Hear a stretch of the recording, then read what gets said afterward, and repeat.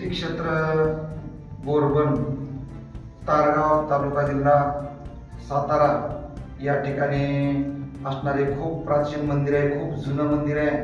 आणि या जुन्या मंदिरात अगदी विठ्ठलाची स्वयंभू मूर्ती आहे आणि खूप प्राचीन मंदिर आहे. ही कुठल्या आता कोणत्या गावाला बांधलेलं नाही, ही खूप पुरातन जुनं मंदिर आहे आणि असं कोणत्याच गावाचा याचा हक्क नाही. आपल्या तारगावच्या ग्रामपंचायतीमध्ये आहे आणि खूप सुंदर आहे. अगदी तीर्थक्षेत्र आहे, स्वयंभू पांडुरंग आहे आणि जागृत देवस्थान आहे. आम्ही इथं प्रत्येक एकादशीला या ठिकाणी येत असतो आणि भरपूर लोक या ठिकाणी येतात, भाविक मंडळी. आणि प्रत्येक एकादशीला इथे येणाऱ्या भाविकांना फराळाची सोय केलेली असते.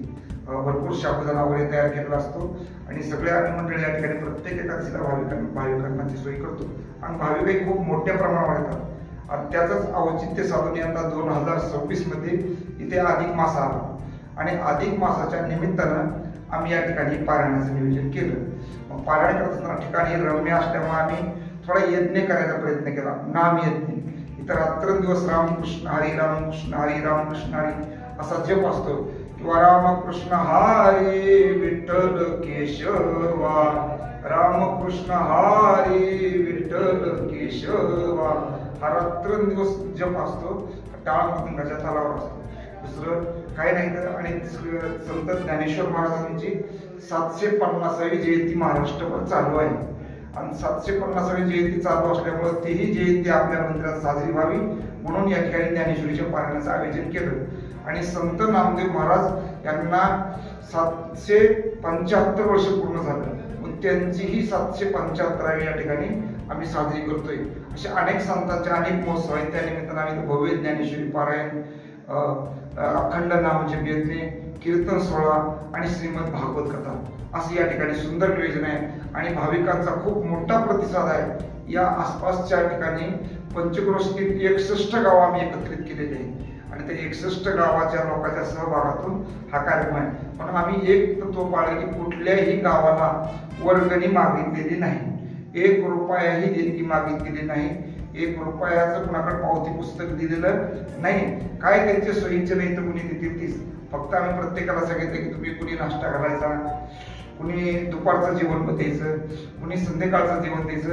इथे यज्ञ म्हणलं की अन्नदानाची कमतरता नाही. अन्नदान भव्य अन्नदान आहे. रात्री 11 साडे 11 पर्यंत भाविक जेवतात. खूप असा नामयज्ञ आम्ही या ठिकाणी करत आहोत. माझं शिक्षण तसं या ठिकाणी आळंदीला झालं, जोग महाराज वारकरी शिक्षण संस्था या संस्थेत मी 4 वर्ष शिक्षण घेतलं. त्यानंतर श्रीमद भागवत कथा असते ते शिक्षण घेण्याकरता उत्तराखंड राज्यामध्ये श्री क्षेत्र हरिद्वार आहे, त्या ठिकाणी काही शिक्षण घेतलं. त्यानंतर श्री क्षेत्र काशी, त्याला वाराणसी म्हणतात, तिथे काही शिक्षण घेतलं. आणि या सगळ्या पंचक्रोशीमध्ये श्रीमद भागवत कथा व कीर्तन सोहळे आम्ही करत असतो. पुन्हा 61 गावाचा आमचा संपर्क होता आणि त्या सगळ्या गावात आम्ही प्रत्येकाला जाऊन सांगितलं आणि त्या सर्व लोकांनी प्रतिसाद दिला. त्याच्यामुळे हा भव्य दिव्य मोठा आजरात हजारो लोकांची संख्या असते कीर्तनाला. कमीत कमी 150-200 टाळकरी असतात. एवढा मोठा भव्य सोहळा या ठिकाणी साजरा होतोय. रामकृष्ण आहे.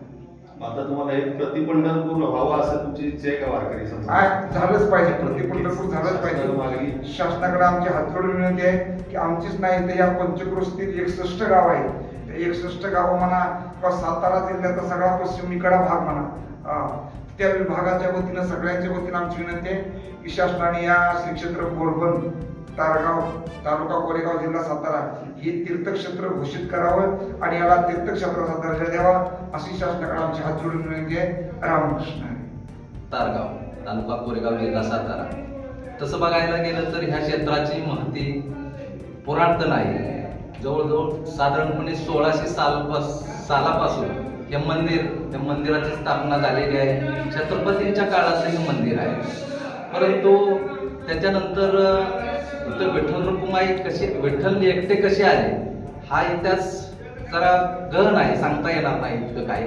पण आम्हाला जी माहिती मिळाली, आम्हाला जी प्रत्येक माहितीनुसार किंवा पुराव्यानुसार तसं बघायला गेलं तर हे मंदिराच्या त्याच्यानंतर ब्रिटिश काळात तिथं एक रहमतपूर तालुका होता आणि त्या रहमतपूर तालुक्यामध्ये एक जसं पहिलं आता जसं कलेक्टर सातारा जिल्ह्यावर एखाद्या जिल्ह्यावर कलेक्टर असतात त्याप्रमाणे त्या रहमतपूर तालुक्यावर एक अधिकारी होते आणि ते बीडचे होते आणि त्यांचा मुलगा एक भाविक म्हणून होता, संत तुका विप्र. त्यांना ते विप्रच होते म्हणून तुका विप्र, आणि त्यांना हा परमार्थाची आवड होती आणि ते पहिले ब्रह्मपुरी येथे तपाला बसले होते किंवा तिथं त्यांना ध्यान साधना करण्याची आवड होती.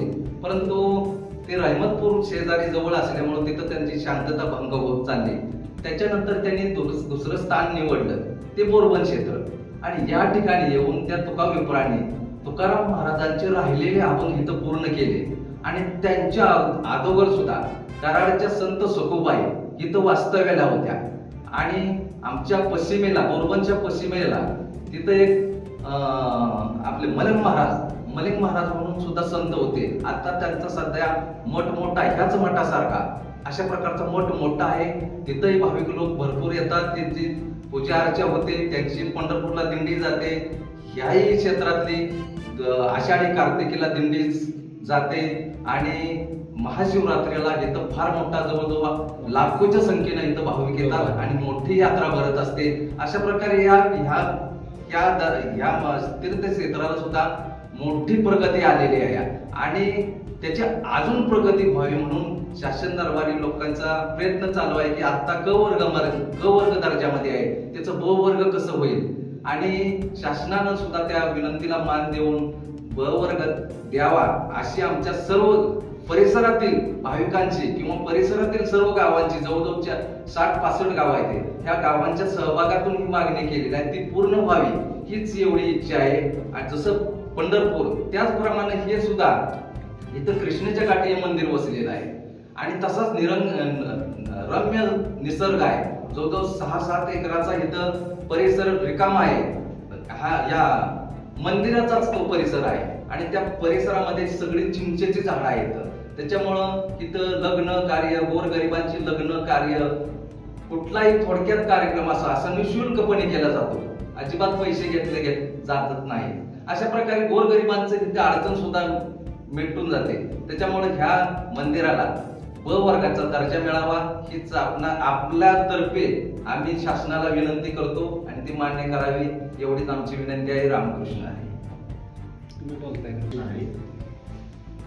मी शिवाजी अधिकराव चव्हाण, मुक्काम पोस्ट पोनेगाव, तालुका कराड, जिल्हा सातारा. या पारायणाची सुरुवात खरं तर आता अधिक मास असल्यामुळं इथं भक्त भाविक प्रत्येक एकादशीला तर येतातच, पण त्या एकादशीच्या निमित्तानं सर्व इतर जमल्यानंतर ही खरी संकल्पना या पारायणाची मोठ्या दिव्य सोहळ्याची विष्णू महाराज चामनेर यांना सुचल्यानंतर आमची इथं थोडीशी बैठक झाली. म्हणलं आपण करूया नियोजन. त्याप्रमाणे आम्ही इथं प्रत्येक येणाऱ्या भाविकाची पहिली बैठक घेतली आणि एवढा प्रतिसाद मिळाला की म्हणजे बसल्या वेळेसच अगदी 10 मिनिटातच लोक 5-6 अशी पंक्ती तयार झाल्या. त्याच्यामुळं आणि महाराजांची संकल्पना अशी होती की वाढवावा. हे इथं तीर्थक्षेत्र तर आहेच, एकादशीला प्रत्येक लोक येतच असतात आणि इथले जवळजवळ 60-70 गावातील लोक असे की प्रति पंढरपूर मानतातच, जरी शासनानं जाहीर नाही केलं तरी मानतातच. त्याप्रमाणे यांची संकल्पना आली. एवढा प्रतिसाद या भागातील लोकांनी दिला की अगदी निशुल्कपणे प्रत्येकाने अगदी मदत. आज सुद्धा आता गॅसची अवस्था आपल्यात कशी आहे तरी सुद्धा प्रत्येक वेळेला मनाने इच्छेनं लोक 2-2, 3-3 सिलेंडर आता इथं मिळायला लागले. फक्त पारायण सोहळा आहे आणि यांची संकल्पना अशी होती की इथं दिग्गज म्हणजे अगदी माऊलीचे वंशज, नाथांचे वंशज, तुकाराम महाराजांचे वंशज असा इथं सोहळा व्हावा या निमित्तानं इच्छा व्यक्त केल्या आणि त्याप्रमाणे त्यांनी नियोजन केलं. त्याबद्दल प्रथम त्यांचं अभिनंदन.